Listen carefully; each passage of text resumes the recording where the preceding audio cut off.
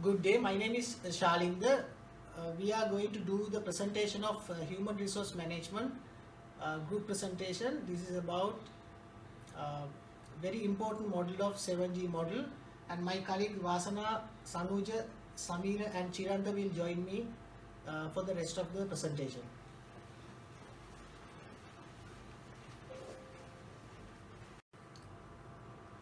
Talking about the 7G model, there are very important stuff that we are going to discuss today. That is mainly about the growth. But let me take you through the whole model starting from GET. And GET is all about explicitly linking the HRM model strategy and also with the goal. About the GET, what you define as GET is getting the right person into the company. It is very important to get the right talent to the company in order to get the organization goal achieved. Going forward, about the grow, which is the main subject in our presentation today. It is about building the employees from training and development. About the give, what you give is the reward and recognition what you give to the employees. The more the rewards and recognition you give to the employee will retain with the company and you can keep the best talents with the company. Next one is the glue. Glue is about the building and keeping the employees with the company. You don't want you don't want talented and skilled employee to leave after giving him all the training and development. So it is always better that you retain best talents with the company. About the glow, this is all about making the environment feel free for the employees to work with the company. My last one about the guard, that is the overall policies and procedure which protect the organization employees rights and also how they act in the company. Next presentation about further into the 7G model and also regarding the growth Sampath will take you through. Thank you, Shalinder. So in order to grow, we need to identify the training and development requirement in the company. In the appendix to training and to identification, the process of training and development is first identification of the requirement and the preparation for the budget and the preparation of annual training plan and preparation and circulation of quarterly training calendar and MIS reports. And the most important thing is identification of the trainers. In order to develop the HR, so identification of trainers is the most critical thing. In Brandix, they identify from the year, so which employees that they are going for the training, which executive, and into that which level. So at the beginning of the year, they identify their trainers. The conduct of training program, then feedback from the participant about the training program, and the action plans committed to be sent to the individual and the to be shared with the supervisor for implementation. So rest of the presentation will be conducted by my colleagues, Sanuja.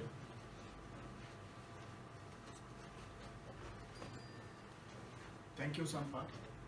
So Sampath took you through basically how the training program has been defined in Brandix, starting from training identification to get the final feedback from the trainees whether the training has been delivered in a proper manner. So now I will take you through under the 7G model, the element grow. I will take you through the training programs that has been defined for executives in Brandix Casual Wear. So basically, when we during our study, we identified there are 5 main pillars has been defined for executive category in Brandix, namely the leadership development training, competency, the functional trainings, then the BCIP training, and finally the general skills. So if we look at each of these types of training in detail, the first one is leadership development. Leadership development in the sense now, in Brandix there is a model that they have identified the critical positions that are required to perform the business in order to sustain the business into the future. Those critical positions have been identified, and for those critical positions, internally and externally, they are developing people in the pipeline. So that is to ensure that company will not get hampered if a person in a very top level leaves the organization. Secondly, the competency development. So competency development is kind of it's like technical related trainings. Especially these trainings are given by the internal organizational high skilled employees. If you look at as example, training for quality department is conducted by a quality manager. Quality manager take his team, and he can conduct a training how to check quality of a product. So then that can be categorized as a competency development training. So the other one is the functional training. So Brandix being a company which operates in a functional kind of a functional structure. So there are basically 9 main functions, and all the functional heads are sitting in a corporate office. From the functional heads guidelines, they have developed certain training programs for their functional employees. Those training programs can be categorized as functional training. Then the next one is the BCIP training. So what BCI stands for, it's Brandix Continuous Improvement Process. This is the unit we have, basically the company have developed to maintain the lean manufacturing technology inside the company. So the responsibility of the BCIP training is to make the entire organization aware of the lean manufacturing technologies, and implement the 5S plus the safety standards across the company, and create a lean culture. Basically lean technologies cannot be implemented and get the benefits over the night. So it has to be a long-term process where all organizational employees should be aligned into one goal to achieve the success of the lean manufacturing. So therefore the BCIP training team has to play a bigger role in the company to make the entire workforce aware about the lean technologies, and put this lean culture into the inside the organization. Finally, the general skills. So that is applicable across all the trainings are carried out for all departments. Basically, these are not the trainings something focus on the technical stuff. Basically, these trainings are covered only the soft skill of the employees, especially in a country like Bangladesh. So the Brandix is located in a far area, quite away from Dhaka, the main cities of Bangladesh, Dhaka and Chittagong. So being remotely located, the company faces certain challenges to find out the right caliber from the vicinity where the organization is located. So what company does is to overcome this challenge. They recruit the potential people, and the company conduct a very comprehensive program to uphold their soft skills. So thereby they take the people people standards up to the expected level. So I thought I understand that these 5 main categories will help the organization to create their employees into the next level. So I will invite Samira to take you through the next section. Thank you very much, Sanuja. My part is one of the most important with regards to training and training, that is feedback, measuring the feedback. Actually, measuring the feedback enables trainers to model the training in a more perfect and effective way. So, on the right side, you can see the levels of measuring the feedback.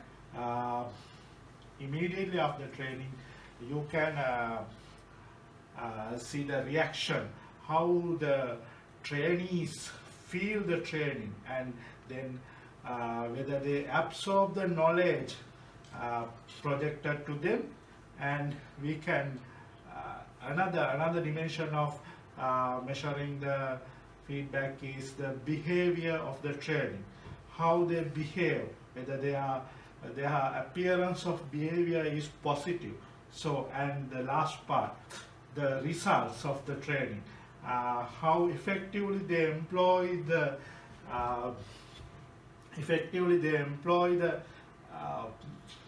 knowledge and abilities they gathered from the training.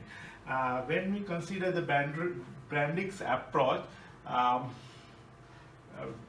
we observed that they use few types of feedbacks they are getting from the trainees. That is, the first one is obtaining the immediate feedback.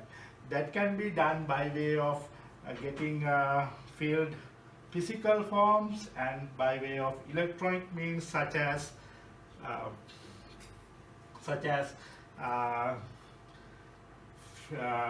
feedback through internet, and forced training follow-up sessions.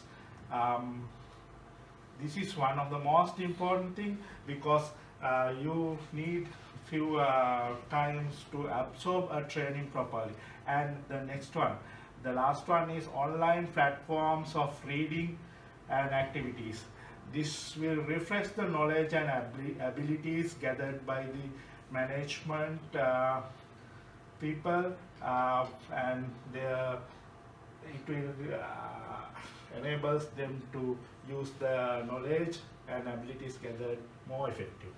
Thank you very much, and I would invite Chiranta to go through the next part.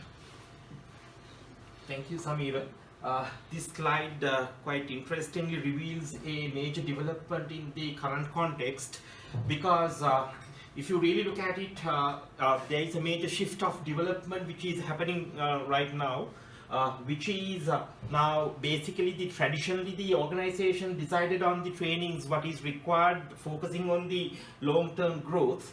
Now, because of the people coming to and joining the organizations with loaded qualification, challenging the traditional process, had paved the path for the organizations to adopt a strategy of a partnership in terms of training. So it reflects of the content stated here in the slide. So if I go through the slide, the career management plan, this provides the opportunity for the people to develop their abilities in the career, which is much required for the long-term growth, as I said. Then HR should identify the organizational requirement, potential candidate. Of course, now, as I said, it has become a partnership where the candidate also has a path to suggest what he requires for the skill development, but the responsibility lies with both the institution, that means the employee, and the HR does the facilitation part for the career growth. In terms of Brandix, we have done a careful study. So we discovered that it is the obtain of the cream of selected universities as the management training. So they have selected university to get the recruitment and send them through the series of comprehensive training to achieve the company's objective.